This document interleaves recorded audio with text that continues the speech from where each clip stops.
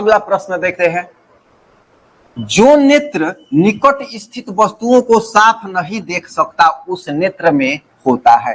निकट स्थित वस्तु मतलब निकट के साफ नहीं देखता है और दूर की वस्तु को साफ देखता है तो दूर दृष्टि दोष। पहले ही समझ गए हैं, दोबारा ये प्रश्न रिपीट हो गया है। दूर दृष्टि दोष इसका सही उत्तर हो जाएगा। अगला प्रश्न, किसी कोलाइडी विलयन में निलंबित कणों से प्रकाश के प्रकीर्णन को कहा जाता है। कोलाइड की यहाँ बात हो रही है, क्या कहा जाता है? तो वायुमंडलीय प्रभाव नहीं होता है, किंडल प्रभाव। ये किंडल प्रभाव नहीं, कुछ नहीं है, क्विंटल भी भुलवाने के लिए दिया है, सबसे उचित है टिंडल प्रभाव। टिंडल इफेक्ट बोलते हैं इसको, कोलाइड के साथ टिंडल इफेक्ट प्राप्त होता है। तो ये इसका सही उत्तर हो जाएगा क्या? टिंडल। ये किंडल क्विंटल ये सब भुलवाने के लिए दिया गया है, सही विकल्प हो जाएगा इसका सी। अगला प्रश्न, मानव नेत्र में उपस्थित लेंस है, कौन सा लेंस है? तो यहां पर कोई लेंस नहीं है, गलत है।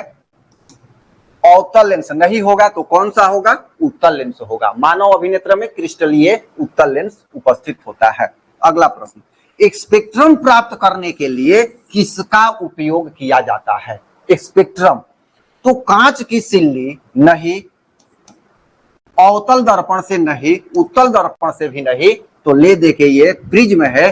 प्रिज्म से स्पेक्ट्रम प्राप्त किया जाता है, किससे? सूर्य के प्रकाश से। और एक प्रश्न और आता है कि सर्वप्रथम सूर्य के प्रकाश को प्रिज्म के माध्यम से स्पेक्ट्रम किसने प्राप्त किया था? तो आइजैक न्यूटन ने प्राप्त किया था। याद रखिएगा, बहुत ही महत्वपूर्ण प्रश्न है।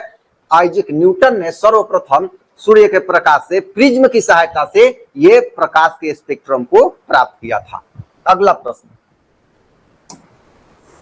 प्रश्न है, स्पेक्ट्रम में किस रंग की किरण का विचलन अर्थात झुकाव कम होता है? यहाँ कम झुकाव की बात हो रही है, तो कम झुकाव उसी का होगा जिसका वेवलेंथ अर्थात तरंगदैर्घ्य अधिक होगा। आइए देखते हैं, लाल, तो लाल रंग का तरंगदैर्घ्य सबसे अधिक होता है तो इसका झुकाव सबसे कम होगा, तो यही विकल्प इसका सही हो जाएगा।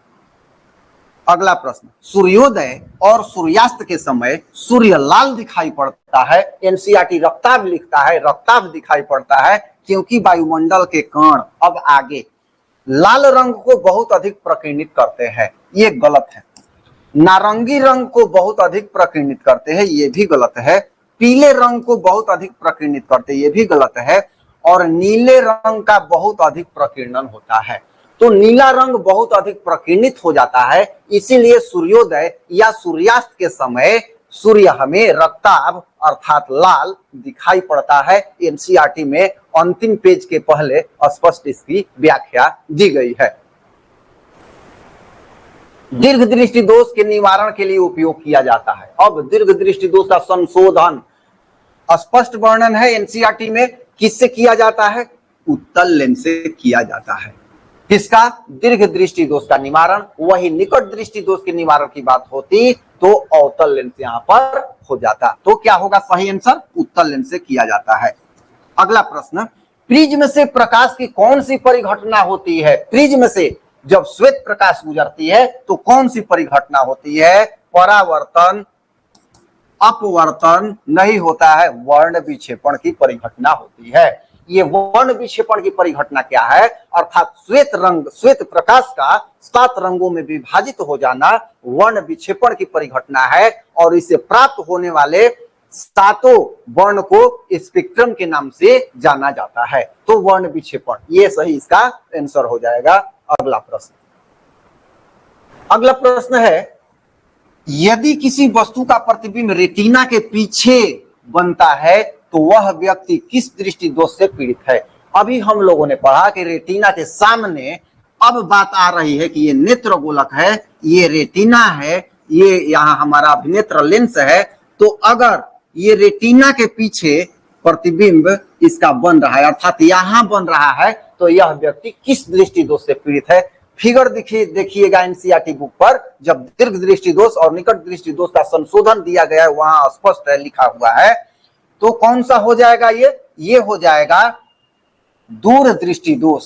ये दूर दृष्टि दोष अर्थात इसमें नेत्र गोलक एक तरह से छोटा हो गया, या अभिनेत्र लेंस पतला हो गया। ये दोनों है तो दोनों किसका गुण है? दीर्घ दृष्टि दोष। अब जब संशोधन किया जाएगा उत्तल लेंस से तो ये क्या हो जाएगा? यहां पर आ जाएगा, रेटिना पर आ जाएगा, तो सही हो जाएगा। तो सही आंसर क्या हो जाएगा? दूर दृष्टि दोष। इसी को दीर्घ दृष्टि दोष भी कहा जाता है। अगला प्रश्न, विद्युत सिग्नल कौन उत्पन्न करता है? विद्युत सिग्नल की बात हो रही है, कौन उत्पन्न करता है? तो जब यहां से प्रकाश जाता है, ये प्रतिबिंब प्रकाश के रूप में रेटिना पर पड़ता है, तो रेटिना में जो फोटो रिसेप्टर होते हैं वो प्रकाश को किस तरंग में बदल देते हैं? तो विद्युत सिग्नल में बदल देते हैं। तो क्या हो जाएगा? यहाँ परितारिका नहीं होगा, प्रकाश सुग्राही, सुग्राही होते हैं, यही विद्युत सिग्नल उत्पन्न करते हैं और दृक् तंत्रिका के माध्यम से मस्तिष्क को भेज देते हैं। वहां विश्लेषण के पश्चात हम किसी वस्तु को देख पाते हैं। तो कौन सा विकल्प हो जाएगा? विद्युत सिग्नल कौन उत्पन्न करता है? प्रकाश सुग्राही, फोटो रिसेप्टर।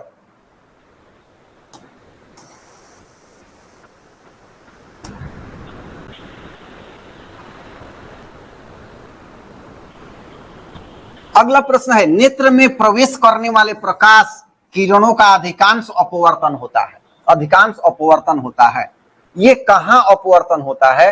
तो या ये होता है कार्निया के बाहरी पृष्ठ पर, मतलब कार्निया में इसका अधिकांश भाग अपवर्तन हो जाता है। तो कहां होता है? ये कार्निया के बाहरी पृष्ठ पर। ये इसका सही उत्तर हो जाएगा। अगला प्रश्न है, नेत्र गोलक के गोल होने पर देख पाते हैं। नेत्र गोलक के गोल होने पर, यहाँ पर थोड़ा सा ये होना चाहिए, नेत्र गोलक का छोटा हो जाने पर, नेत्र गोलक थोड़ा सा लंबा जैसा होता है, गोल होना मतलब एकदम छोटा होना, सिकुड़ जाना।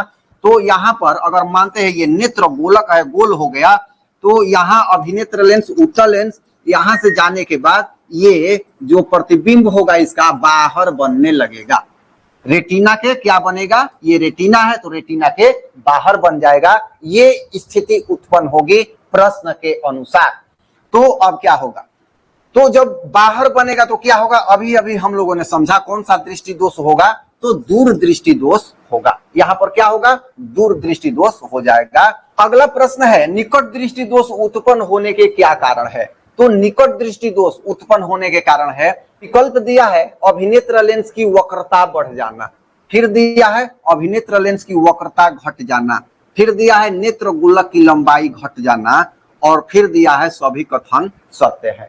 तो देखिए, निकट दृष्टि दोष, ये जो निकट दृष्टि दोष होता है, अगर यहाँ इसको हम अभिनेत्र लेंस यहाँ मानते हैं कि यहाँ अभिनेत्र लेंस है और ये क्या है? ये रेटिना है, तो निकट दृष्टि दोष में ये जो है यहाँ सामने, यहाँ पर ये प्रतिबिंब इसका सामने बनने लगता है निकट दृष्टि दोष में।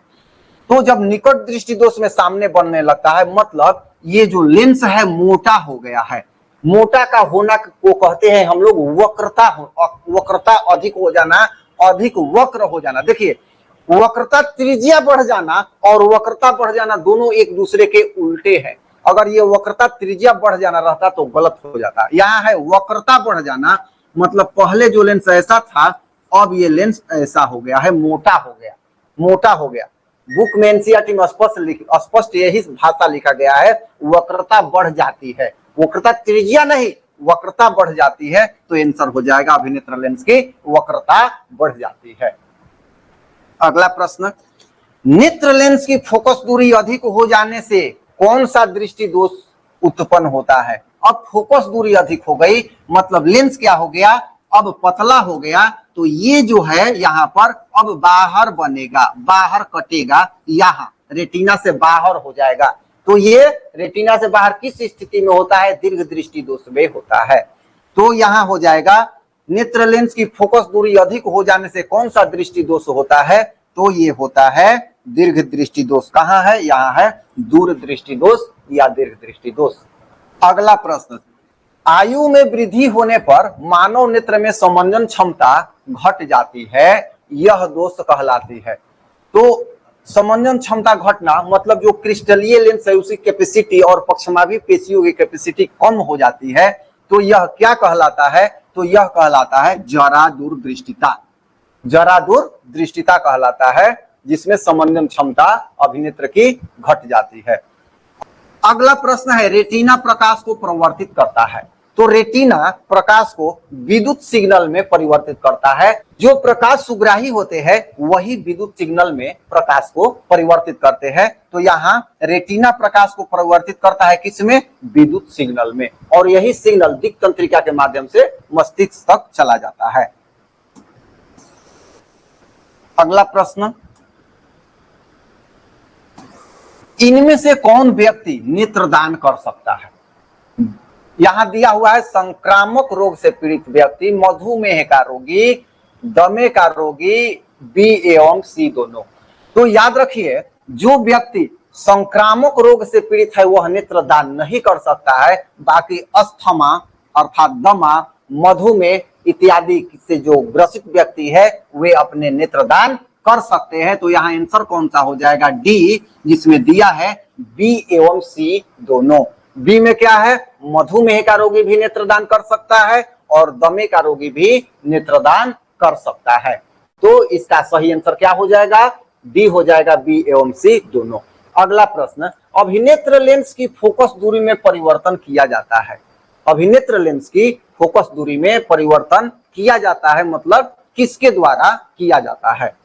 तो पुतली द्वारा, दृष्टिपटल द्वारा, परितारिका द्वारा, पक्षमाभि पेशी द्वारा। तो आंसर कौन सा हो जाएगा इसका?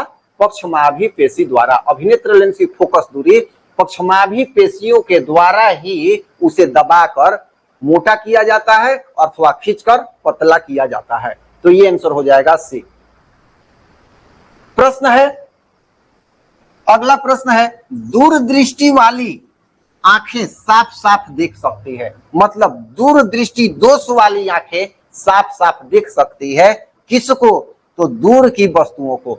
दूर की वस्तुओं को साफ साफ देख सकती है, नजदीक की वस्तुओं को साफ नहीं देख पाती है। तो उसे क्या कहते हैं? दूरदृष्टि दोष। यहाँ सुनने में उल्टा लगता है, जो स्टूडेंट पढ़ा है उसको समझ में आ रहा होगा कि दूरदृष्टि में क्या होता है? दूर की वस्तु को साफ देखते हैं, नजदीक की वस्तु को साफ नहीं देख पाते हैं। जबकि निकट दृष्टि दोष में होता है, निकट की वस्तु को साफ देखते हैं और दूर की वस्तु को साफ नहीं देखते हैं। तो इस तरह से 50 प्रश्नों का कलेक्शन हम लोगों का समाप्त हुआ। वीडियो में कमेंट के माध्यम से अवश्य बताइएगा कि आपको वीडियो कैसा लगा, समझ कैसी लगी। अगर कुछ परिवर्तन होना है, करना है इसमें आपको, तो आप सुझाव भी दे सकते हैं। आज के इस वीडियो में इतना ही। फिर अगले वीडियो में अगले चैप्टर टेस्ट के साथ हम लोग उपस्थित होंगे। धन्यवाद।